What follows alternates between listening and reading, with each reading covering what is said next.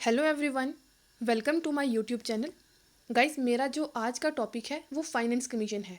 हर दिन की तरह मैं एक एक टॉपिक लाती हूँ। उस टॉपिक पे का हम पहले ओवरव्यू लेते हैं और फिर हम उसके ऊपर क्वेश्चन सॉल्व करते हैं, जिससे कि चीज़ें हमें लंबे समय तक याद रहती हैं। तो गाइस, क्वेश्चन सॉल्व करने से पहले हम एक ओवरव्यू ले लेते हैं। ये एक वन डे वन कॉन्सेप्ट की सीरीज़ की तरह मेरी वीडियोस चल रही हैं, तो प्लीज़ मेरी वीडियोस को फॉलो कीजिए। लास्ट के 1 या 2 महीने के बाद आपको खुद पता चल जाएगा कि आपने ये 5 मिनट की वीडियो देखते कि कितने कॉन्सेप्ट्स आपके दिमाग में बैठ गए हैं। बट फोकस होके सुनना। तो जैसा कि यहाँ पे मेंशन है कि आर्टिकल 280 में है, article 280 of the constitution, finance commission एक कॉसी जुडिशियल बॉडी है।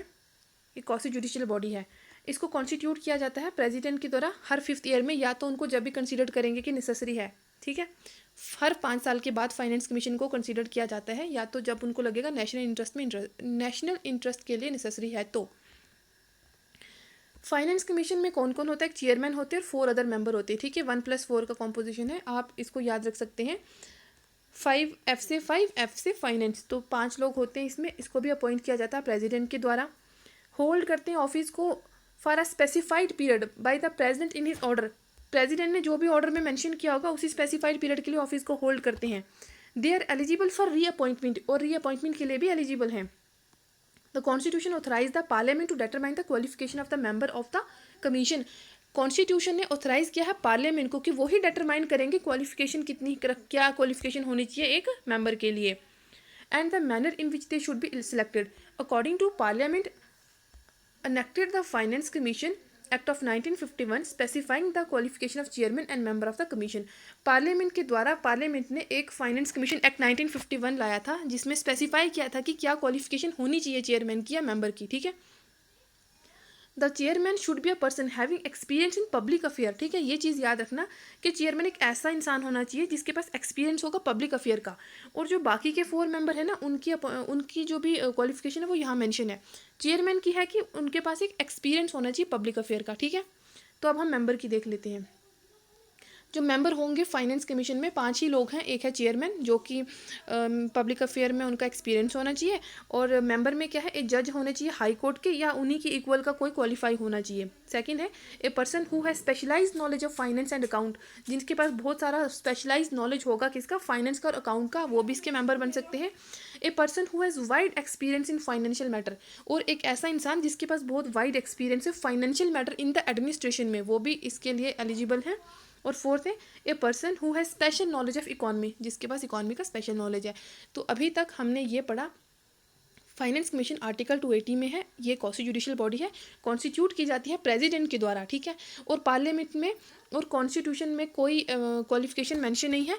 ये जो अधिकार है ये पार्लियामेंट को दे रखा है कि भाई तुम ही इस जो क्वालिफिकेशन है उसको प्रिस्क्राइब करोगे। तो ये फाइनेंस कमीशन का एक एक्ट बना था 1951 वाला, जिसमें कि क्वालिफिकेशन दे रखी है। जो चेयरमैन होगा, चेयरमैन के पास पब्लिक अफेयर में एक्सपीरियंस होना चाहिए पब्लिक अफेयर को डील करने का।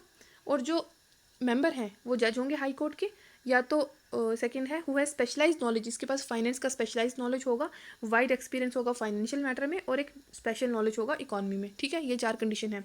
तो अब हम अपने क्वेश्चन पे मूव करते हैं। लिखा है कि find the correct statement about finance commission. तो करेक्ट स्टेटमेंट को हमने फाइंड आउट करना है, ठीक है। करेक्ट स्टेटमेंट को फाइंड करना है। फर्स्ट है it is to act as a balancing wheel of the physical federalism, ठीक है। ये फिजिकल फेडरलिज्म है, ये पॉइंट मैंने छोड़ दिया, आपको बताया नहीं है, ऊपर थोड़ा ज़्यादा दूर था वो। तो ये एक एक्ट करता है बैलेंसिंग व्हील, ये एक बैलेंसिंग व्हील की तरह काम करता है फिजिकल फेडरलिज्म में। सेकंड, ये भी करेक्ट स्टेटमेंट है। सेकंड है it consist of a chairman and 3 other member, तो 3 नहीं, हमने 4 पढ़ा था, इसलिए ऑप्शन 20 स्किप हो जाता है। यहाँ पर भी 2 है, चला गया, यहाँ पे भी था, वो भी अलविदा हो गया। अब हमारे पास सी और बी ऑप्शन बचते हैं। ये बोल रहे हैं third point, the member of the commission are appointed by the president. जी बिल्कुल ठीक है, हमने पढ़ा था कि जो मेंबर है उनको अपॉइंट कौन करता है, प्रेसिडेंट करता है। तो इसलिए हमारे पास 3 स्टेटमेंट भी करेक्ट हो जाती है, पर दोनों में है, इसलिए कोई एलिमिनेट नहीं होगा। फोर्थ है the qualification of member of the commission are determined by the president. But हमने यहाँ पे पढ़ा था कि जो क्वालिफिकेशन है वो किसके द्वारा डिटरमाइन की जाती है, पार्लियामेंट के द्वारा, ठीक है। तो इसलिए फोर्थ ऑप्शन गलत हो गया, ये वाला रॉन्ग एलिमिनेट कर दिया जाएगा। हमारे पास ये ऑप्शन बचता है। It is constituted under the provision of the article 280। जी बिल्कुल ठीक है, फाइनेंस कमीशन अंडर आर्टिकल 280 ही होता है। ठीक है, तो हमने अभी तक तो हमारा इसके अकॉर्डिंग जो है वो आंसर सी हो जाता है। ठीक है, तो इसमें से स्किप करने वाला क्या था, इसमें 4 मेंबर होते हैं, 3 नहीं होते हैं। और जो फोर्थ था, क्वालिफिकेशन जो है वो प्रेसिडेंट नहीं मेंशन करता है, प्रिस्क्राइब करता है, वो कि डिटरमाइन कौन करता है, पार्लियामेंट करता है। तो ठीक है, आई होप आपको समझ आ गया होगा। समझ आ गया है तो लाइक, शेयर और कमेंट ज़रूर कीजिए। Thank you.